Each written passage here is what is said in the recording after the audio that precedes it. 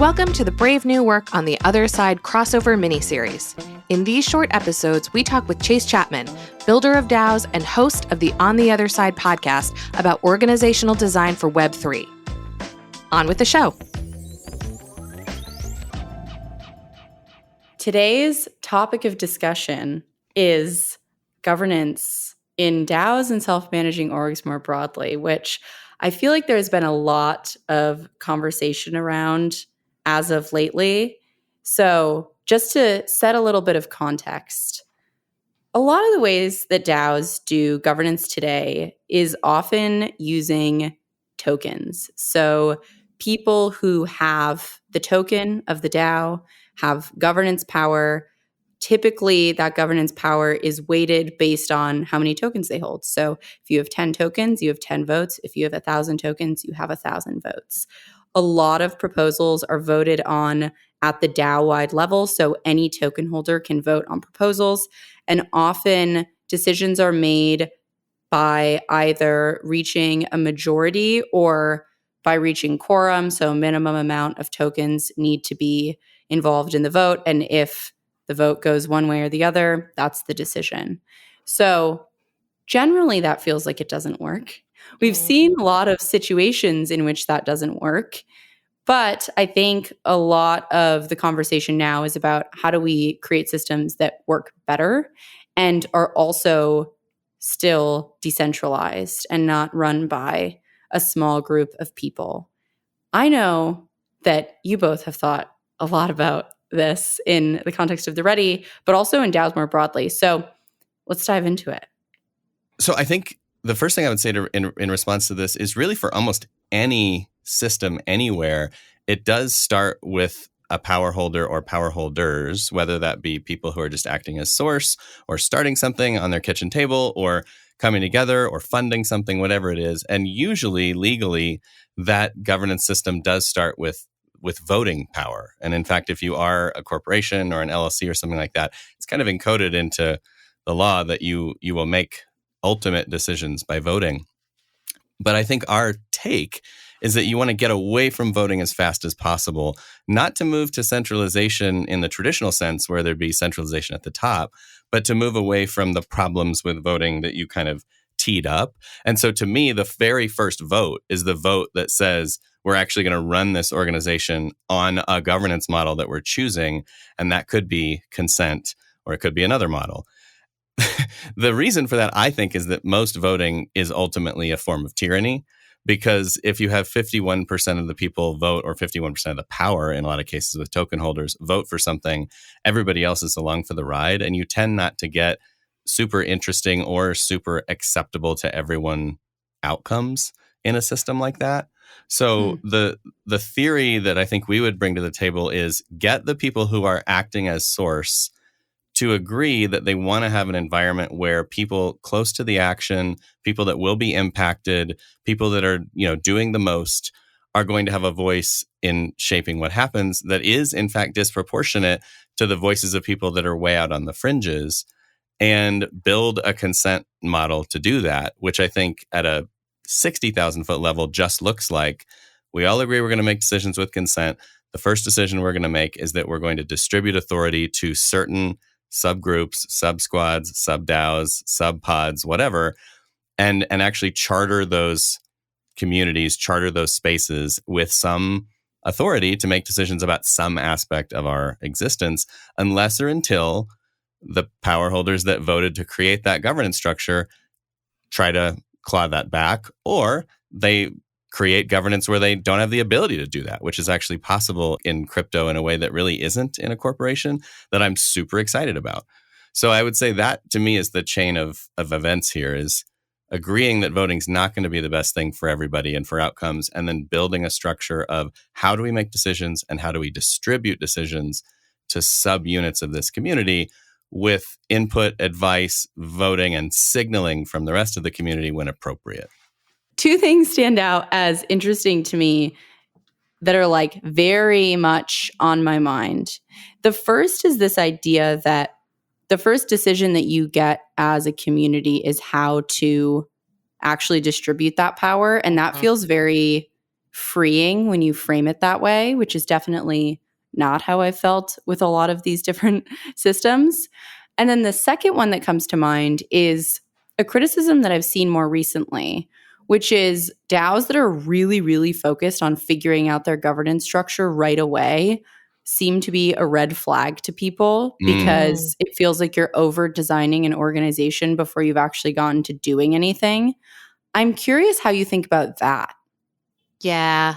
Oh, it's such a good one because we don't want to be doing work outside the work. Like we don't want to be spending so much time building a house before we even know what city we're going to live in.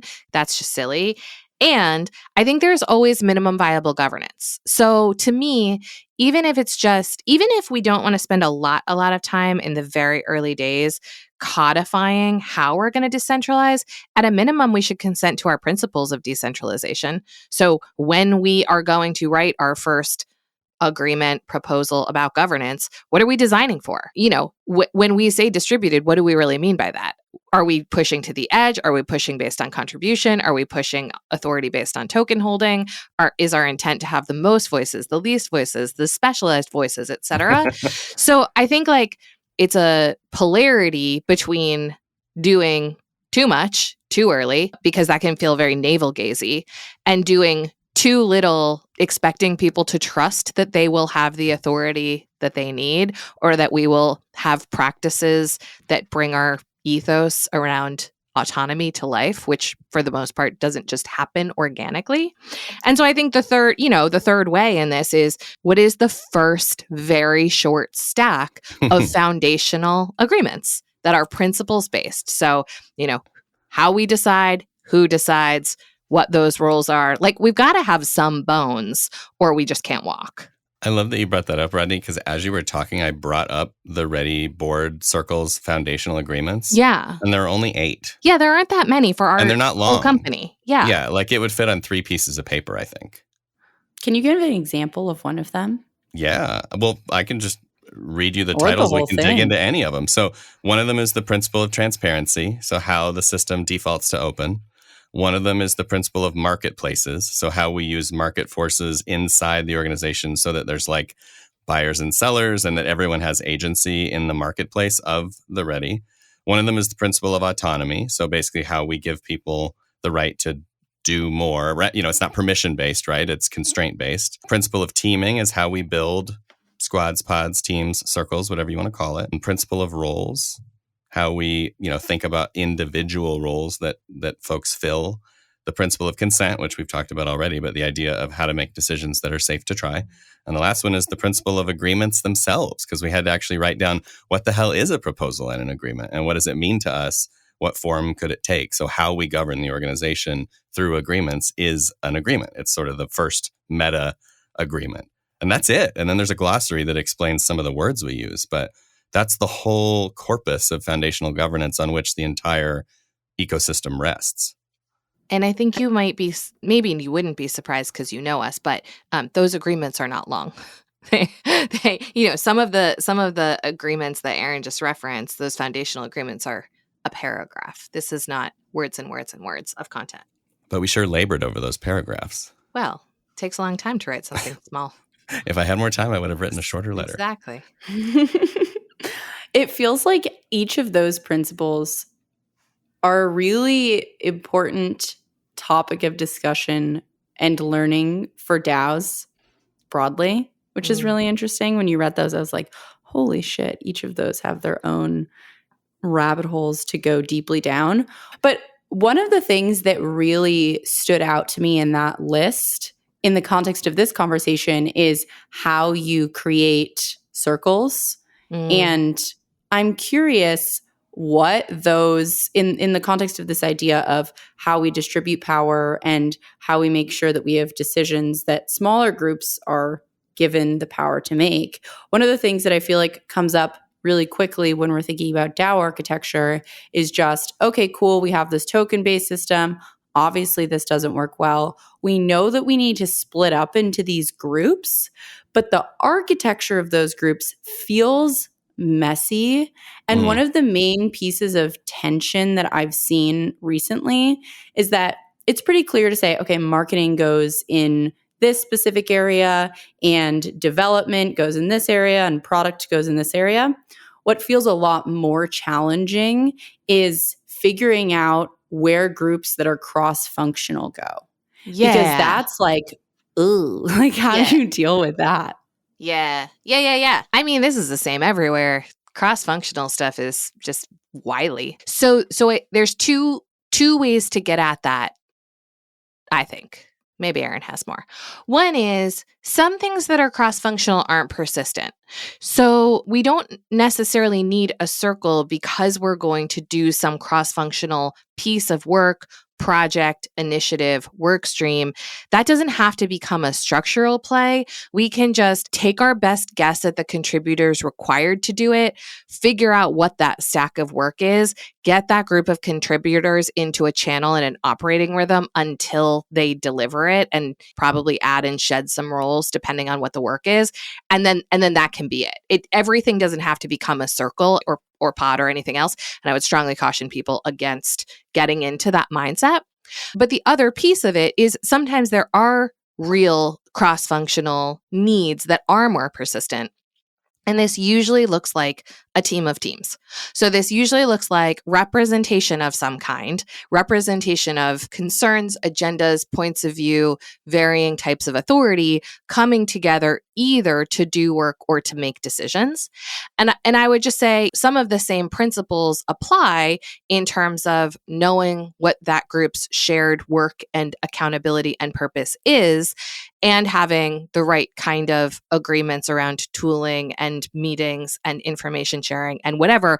But if the work of that team of teams is the work of the core business, it's probably for real a super circle. Like it probably for real sits on top of marketing and development and is a representative body. That makes a lot of sense because this is something that I've seen. For example, in Index, we have an effort to do educational, I don't even know what the right term is, an effort to push forward educational initiatives. But the thing is, those things emerge from a lot of different groups. And so far, it's sort of been taking exactly what you're talking about, representatives from each group. But then it still feels like there's a need for some sort of consistent existence of that group of people, and also like comp, which right now DAOs, I know we're going to have a whole other conversation about comp. But yes, DAOs aren't really structured well to deal with cross-functional team comp because at least in the DAOs that I'm in, you either have like a DAO-wide comp structure that's agreed upon. Often though, each smaller team has a budget. And it's like, well, where does this even fit then? Especially as we move into a bear market where DAOs are definitely making sure that they're not spending like crazy, which is good overall. But you have, I think, working groups, pods, whatever we want to call them, that are probably going to be a little bit more stingy with their budgets than they were before. And so it's like, where does that fit in? Yeah. I think that's a great point. And I would just delineate two things from what you both just said. One is the bifurcation between a project and a circle or a squad. Like Rodney was saying, not everything needs to be spun up into structure. And in fact, what you need to do is figure out, are there structures, circles, teams, whatever, in which projects can nest comfortably forever? And so, for example, at the Ready, we have initiative teams that do strategic initiatives for us, which are basically like wild swings on things we haven't really baked yet in the oven. And all the initiative teams are projects, and they all live inside what we call our source circle. So the budget comes from there, the participation and support comes from there, and it isn't, and they just come and go, and we'll have 3 to 10 per every 4 months that just flow through that structure. So that's, I think, know the difference between a project and something that needs to be a going concern by asking yourself, is this work that will just continue in the same way with the same purpose agenda for a long time? And the second division or bifurcation is where I would say where you want functional integration rather than functional, division. If you're doing a lot of cross-functional work at a small scale, it might tell you a story that you're not structured correctly. What I think you really want to avoid is you don't want to have an organization that's larger than, let's say, 150 people And there are these massive departments like marketing and finance and HR and all that. That's just been proven to be a wreck. What you want is functional integration where you have a cell of, 20, 50, 150 people who have one objective in the world, some product or service or thing they're doing. And inside that cell, you have all the skills required to get that work done, whether it be, design skills, financial skills, engineering skills, that it is actually cross-functional by design and within its own structure. Within that group, if you start getting lower than Dunbar's number, of course, you're going to have teams that are like just focused on something that feels a little bit more functional.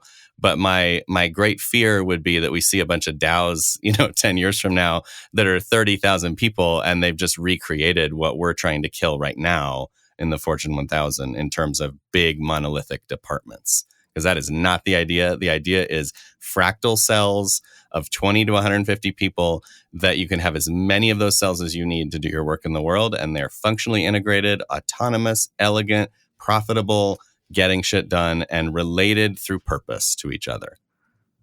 So instead of, I just want to make sure that I have this right because I haven't heard this.